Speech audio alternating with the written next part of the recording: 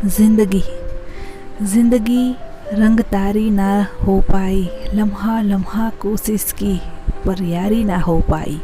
आज हम बात करेंगे कुछ ऐसी ही मन की बात, लड़का और लड़की दोनों के मन की बात, शादी के पहले और शादी के बाद की बातें आज हम इस कहानी में करेंगे। ये कोई काल्पनिक कहानी नहीं है, रियल स्टोरी। हर लड़का लड़की की मन की बातें महसूस तो हर कोई करता है, लेकिन बयां कोई नहीं कर पाता। इस कहानी को सुनने से पहले आप लोगों को ये बता दूं कि लड़का होना भी आसान नहीं है। लड़कियों के बारे में तो बहुत कुछ लिखा या सुना गया है, लेकिन लड़के, उनके बारे में कभी कुछ बातें होती ही नहीं है। जितना दुख दर्द शादी के बाद लड़कियां सहती है, उतना लड़के भी सहते हैं, लेकिन उनकी मन की बात कोई नहीं समझ सकता। अगर ये कहानी लड़के देख रहे हैं तो उन्हें ये महसूस ज़रूर होगा कि मैं ये बात एकदम सच्ची बोल रही हूँ।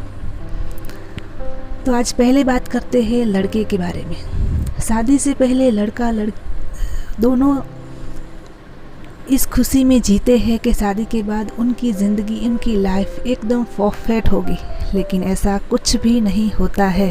शादी के बाद सब कुछ बदल जाता है। लड़के चाहते हैं कि वो परिवार को खुश रखे या अपनी पत्नी को, इसी बीच में वो फंस से जाते हैं। लेकिन वो करे भी तो क्या करे, लड़के की बात को कोई समझता ही नहीं है। हर किसी को लगता है कठोर दिल है। लड़कियां तो रो के भी बयां कर सकती है, लेकिन लड़के, वो तो रो के भी किसी को कुछ नहीं कह सकते। अगर ऐसा किया तो लोग कहेंगे देखो शादी के बाद रो रहा है। लड़के को तो अपना परिवार ही नहीं समझता। हम कहते हैं लड़कियां घर छोड़कर पराए घर में जाती है, लेकिन सच तो ये है कि लड़के खुद ही अपने ही घर में पराया जैसा रहने लगते हैं। जो इंसान घर में ही शांति प्रदान ना कर सकता हो, वो बाहर जाके क्या करेगा।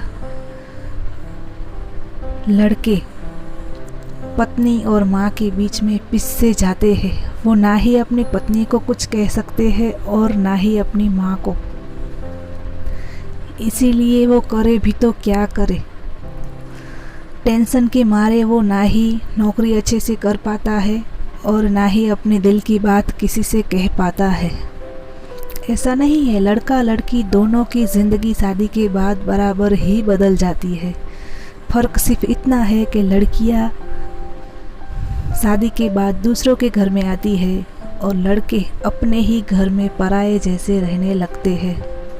जो लड़का अपने माँ बाप का लाडला हुआ करता था, पता नहीं क्यों शादी के बाद वो ही अपने माँ बाप को भाता नहीं है। लोग कहते हैं कि माँ बाप सब कुछ होते हैं, हम भी कहते हैं, लेकिन शादी के बाद वही माँ बाप अपने बच्चे को क्यों नहीं समझ पाते। काश के वो समझ पाते कि उसने अपनी पत्नी को भी उतना अधिकार ही तो देना चाहिए। पराए घर से आई है, उसे भी तो वो सब कुछ मिलना चाहिए। सास ससुर को भी समझना चाहिए कि पराए घर से आई लड़की, उसके भी तो कोई सपने होंगे। उनका बेटा अपनी बहू के लिए कुछ करे तो वो माँ बाप कहते हैं देखो तो बीवी का गुलाम बन गया है, लेकिन अगर अपनी बेटी के लिए जमाई कुछ करे तो वही माँ बाप खुश हो जाते हैं। ऐसा क्यों होता है? क्यों वो नहीं समझते कि जिस बेटी को हम लेकर आए हैं वो भी तो किसी की बेटी है। हर इंसान को ये समझना चाहिए और हर किसी को अपनी बहू को खुश रखने की कोशिश करनी चाहिए। हमारी जैसी बेटी है वैसी किसी और की भी बेटी होती है। लड़के पत्नी और माँ की इसी बात में वो फंसते जाते हैं। लड़कियाँ भी तो कुछ ऐसा ही होता है उनके साथ भी। जो घर मायका और ससुराल में बटसा जाता है, मायके में कहते हैं कि पराई है, लेकिन सच तो ये है कि अपना घर तो मायका ही होता है। ससुराल में हम चाहे पूरी ज़िंदगी गंवा दें, लेकिन फिर भी अपना वो कभी नहीं बनता। एक लड़की पूरी कोशिश करती है शादी के बाद कि सास ससुर को अपना माने।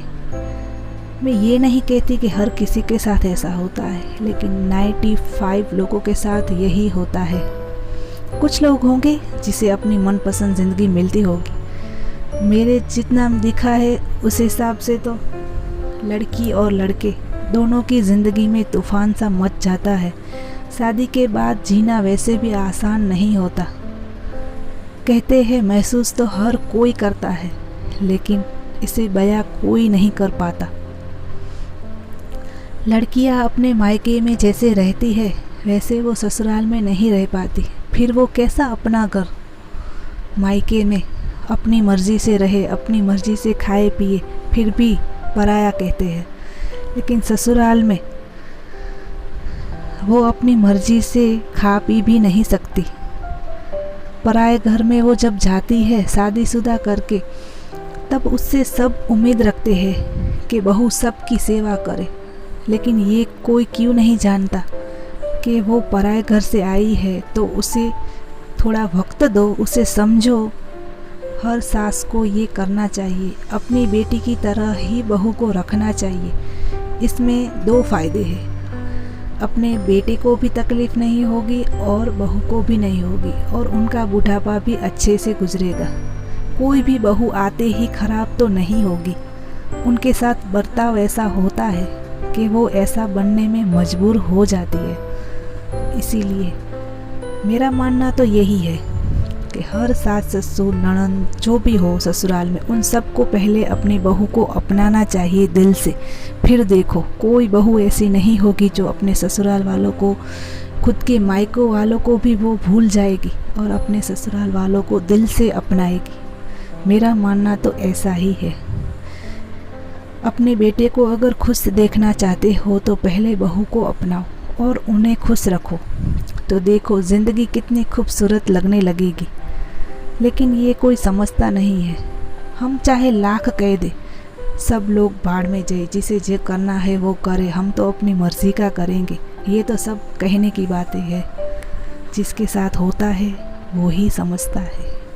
इसीलिए सबसे ये गुजारिश है, अपने बेटे और बहू की खुशी में खुश हो और उन्हें एक मौका ज़रूर दे। कम से कम नई आई बहू को 1 साल तक का मौका ज़रूर देना चाहिए। आते ही वो अपने घर को संभाल ले, ऐसा तो वो कोई नहीं कर सकता। हर किसी का खान पान, रहना सहना सब कुछ अलग सा होता है। यूं ही दूसरों के घर में हम जाते हैं, थोड़ी देर में थोड़े हम किसी के अपने हो जाते हैं। अपना बनाने के लिए जिस घर में जाते हैं, बहू तो अकेली होती है। सास ससुर ननंद दियर वो सारे कितने सारे होते हैं।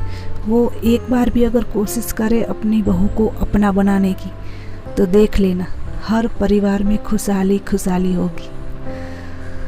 लड़के अपनी पत्नी के लिए चाहे कुछ भी करना चाहे, लेकिन कर नहीं सकते, क्योंकि ऐसा करते हैं तो उनकी माँ को अच्छा नहीं लगता, और माँ के लिए करे तो बीवी को अच्छा क्यों नहीं लगेगा, अफसोस लगेगा।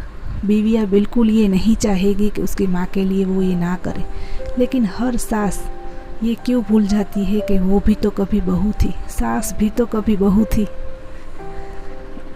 उसे भी तो समझना चाहिए कि हमारी सास ने भी हमारे साथ ऐसा कुछ किया होता तो हम क्या करते। इसीलिए अगर लड़के ये